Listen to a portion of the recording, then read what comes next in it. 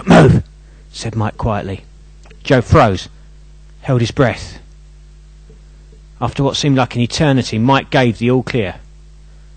"Who was that?" asked Joe. "Rannick, a loner out looking for any trouble he can find," replied Mike. "You know, anyone he can cause problems for. Don't forget, while we're here, we don't belong. As far as they are concerned, this estate belongs to them. If they see us, they might realise the importance of this baby and the danger he could be to what they see as their neighbourhood. For the moment, stick to the plan, make sure he survives, and you're not noticed." Looking around, anyone could be forgiven for asking the question, why would anybody want to have a baby in this area? If they had known anything about this baby, they would have added especially one this important. To say that the inner city area of Tulsa was run down was like saying a stone couldn't float. The statement was so obvious most people wouldn't even bother to say it. Even people who had lived in Tulsa for years did not like the place. With unemployment running at 85% and the richest people in the area being drug dealers, although most of them lived outside the area. Jane would agree that a baby was not a good idea in this area. However, she had no choice. The baby was not planned, and by the time she had realised she was pregnant, it was too late to do anything about it. The baby's father was long gone, and even if he was around, would probably claim it wasn't his. Even worse, Jane's parents weren't around either. She'd never met her dad, and her mum was once again in prison for the usual charge of stealing to feed her drug habit. A bedsit is not a place to bring up a child, but Jane thought she was lucky. Her best friend Jill had been kicked out of her home by her parents for being pregnant. Having a homeless mother had not been a great start for the baby. After seeing her friend Jill struggle and in the end lose the baby to social services, Jane had decided she could do better. The first step was to have this baby and then to do everything needed to be a successful single mum. The problem with this plan was that success was not something Jane was used to, unless you counted the grade F at GCSE in English. If you asked Jane why grade F was a success, she would tell you her teacher said she was too thick and lazy to pass any exam, but Jane had proved them wrong by making sure she passed one of her exams. Jane put her hand on the bump where she could feel Spike getting ready to come out. The contractions had started a while before, but Jane was determined to have the baby on her own and was not going to call on the help of a hospital.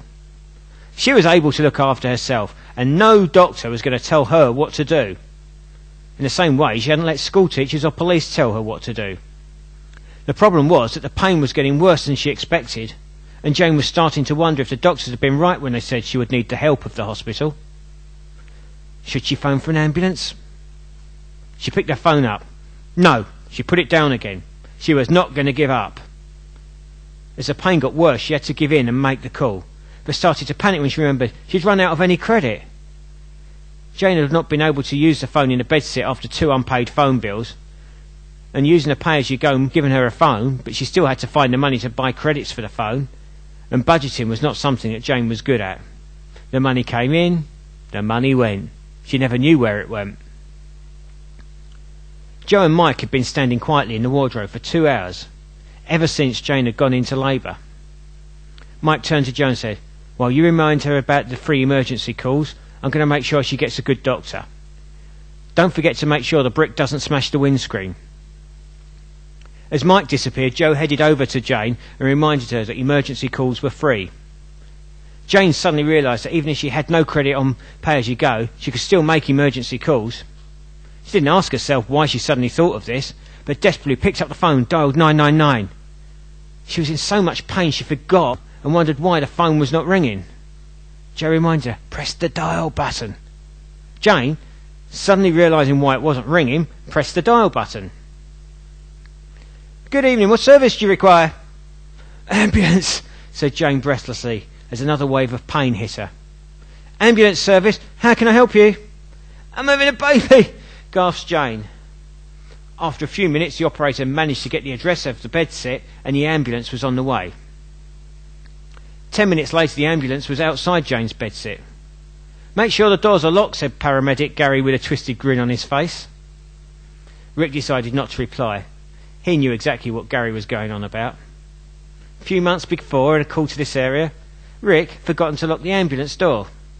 By the time they got back to the ambulance after finding the call was yet another hoax, some of the local youth had got inside and taken anything that was not bolted down. Instead, Rick asked, "What floor's the call on?" "5th floor," replied Gary, "and I bet the lift's out of order." Even if Rick had taken him up on the bet, winning the money would not have made up for the fact that they had to climb 5 flights of stairs, complete with what felt like a ton of medical equipment. By the time they got there, Jane was getting desperate. The contractions, and with them the pain, was coming regularly. At the same time as Jane was struggling to open the door to Rick and Gary, Joe was arriving at the ambulance. Being an angel, Joe had some useful abilities, one of which was going through solid objects, such as locked ambulance doors. Another was the ability to protect a windscreen from smashing. Joe entered the ambulance was just in time to get a wing under the windscreen as the brick hit. As Joe absorbed most of the impact, the brick just rolled off the windscreen, although it still managed to leave a large dent in the bodywork. Leaning out of a window on the 11th floor, Gaz was getting very confused. He knew from the moment the brick left his hand that his aim was all wrong. The brick was going to miss the ambulance. But somehow, as the brick reached the 7th floor, it seemed to catch a strong wind or something and head straight for the ambulance windscreen. Having enjoyed any form of destruction since the age of 6, Gaz knew a windscreen was smashed when hit by a brick falling from the 11th floor. They'd seen it just bounce off the windscreen without even smashing it, but still having enough power to dent the bodywork was more than Gaz could understand. As far as he was concerned, the impossible had just happened twice. But how the heck can you tell that to anyone? If Gaz could have seen angels, he would have seen Joe's wing absorbing the power of the brick. If Gaz could see demons, he would have seen Rannick the demon spotted by Mike earlier in Jane's bedsit, out looking for trouble. If he could see demons and had looked carefully after throwing the brick, he would have realised that Rannick had helped correct his aim. Rannick's belief was that any trouble was fun. As a bonus, he could show off to the rest of the battalion. Based on that belief, making sure the brick would smash the ambulance window was just an automatic reaction.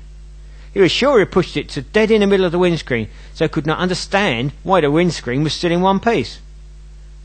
Was that flash of white he'd just seen appear in the windscreen just before the brick hit? No, he must have been seeing something.